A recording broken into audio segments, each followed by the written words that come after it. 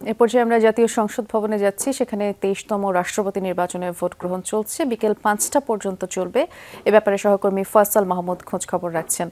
Faisal, vote গ্রহণের সময় তো শেষের দিকেই বলা চলে, কখন নাগাদ গণনা শুরু হবে সেটি জানাবেন এবং ফল ঘোষণা কখন হতে পারে? যদিও আমরা জেনেছি যে ফল গণনার পরে অনানুষ্ঠানিকভাবেই ফল ঘোষণা করা হবে।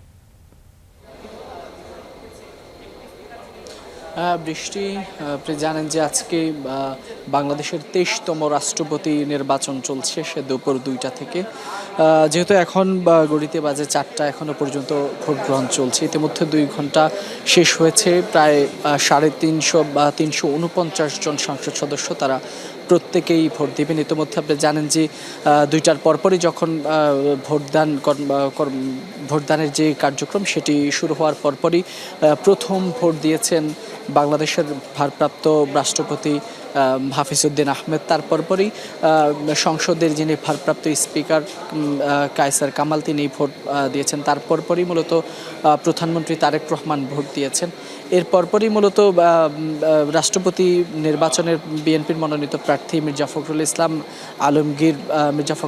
আলমগীর ভোট দিয়েছেন। এর পরপরই সকল সংসদ সদস্যরা তারা একে একে ভোট প্রদান করেছেন।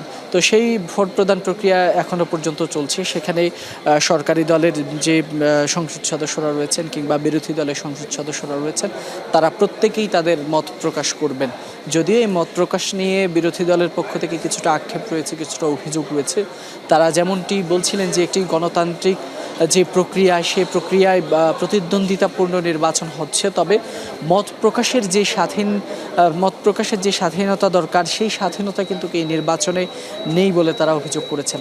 যেহেতু তারা বলছেন যে এই 70 অনুচ্ছেদের আওতার মধ্যে থেকেই এই নির্বাচন হচ্ছে, ফলে এই 70 অনুচ্ছেদ কার্যকর রেখে কেউ কিন্তু স্বাধীনভাবে সংসদ সদস্যরা বিশেষ করে তারা স্বাধীনভাবে তাদের মত প্রকাশ করতে পারবেন না।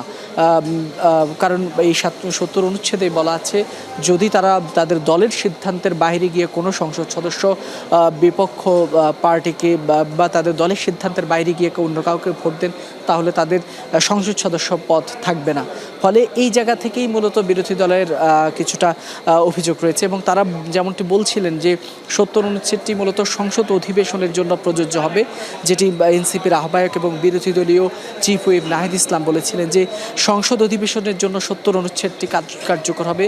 যেহেতু এই নির্বাচনটি একটি বৈঠকের মাধ্যমেই অনুষ্ঠিত হচ্ছে, অর্থাৎ এখানে কিন্তু এখন সংসদ অধিবেশন চলছে না, যার কারণে তিনি বলছেন এই নির্বাচনে সংসদ 70 অনুচ্ছেদের যে প্রয়োগ সেটি হবে না। ফলে তিনি সকল সংসদ সদস্যদেরকে তাদের স্বাধীনভাবে ভোট প্রয়োগের আহ্বান জানিয়েছেন। যদিও এটা নিয়েই সালাউদ্দিন আহমেদ কথা বলেছেন এবং তিনি বলেছেন যে বিগত সরকার যেহেতু এই 70 অনুচ্ছেদটি কাটছাট কিংবা বাতিল করেনি, ফলে তারা তাদের যে বিদ্যমান যে সংবিধান বা বিদ্যমান যে ধারা, সেই ধারায় তারা মূলত এই রাষ্ট্রপতি নির্বাচন করেছেন। এবং স্বরাষ্ট্রমন্ত্রী সালাউদ্দিন আহমেদ তিনি একটি কথা স্পষ্ট করেছেন, তিনি বলেছেন আগামী রাষ্ট্রপতি নির্বাচনে এই 70 অনুচ্ছেদ যেটি জুলাই সনদের আলোকে সেটি সংস্কার করে পরবর্তী নির্বাচনে হয়তো মুক্ত যে গণতান্ত্রিক প্রক্রিয়া, অর্থাৎ গোপন ব্যালটের মাধ্যমে নির্বাচন হওয়ার যে প্রক্রিয়া সেটির জন্য তারা কাজ করবেন বা সেটিকে তারা সেই পর্যায়ে নিয়ে যাবেন। ইতিমধ্যে যেহেতু ভোট গ্রহণ চলছে, সেখানে নির্বাচনী কর্মকর্তারা রয়েছেন, প্রধান নির্বাচন কমিশনার এম নাসির উদ্দিনও সেখানে রয়েছেন এবং তার বক্তব্যের মধ্য দিয়ে মূলত আজকের এই নির্বাচনী কার্যক্রম পরিচালনা হয়েছে। সেহেতু নির্বাচন আর ঘণ্টাখানেক পরেই নির্বাচনের যে দুপুর 2টা থেকে বিকেল 5টা পর্যন্ত যে টাইমলাইন সেটি শেষ হবে।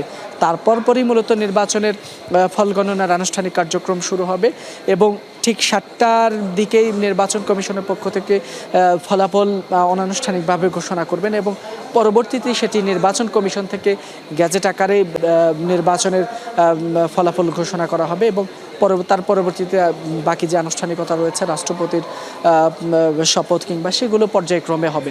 তবে যেহেতু আজকে 5টা পর্যন্ত নির্বাচন, আরও 1 ঘন্টা বাকি রয়েছে, ফলে এই 1 ঘন্টা পরপরই মূলত সকল ভোট গণনা শুরু হবে এবং তারপরেই মূলত নির্বাচন কমিশনের পক্ষ থেকে সেই ভোট গণনার রেজাল্ট জাতির উদ্দেশ্যে তারা প্রকাশ করবেন। তো এই ছিল এখান থেকে বৃষ্টি। বেশ বিস্তারিত করে আপনি আমাদেরকে জানাচ্ছিলেন, ধন্যবাদ ফয়সাল।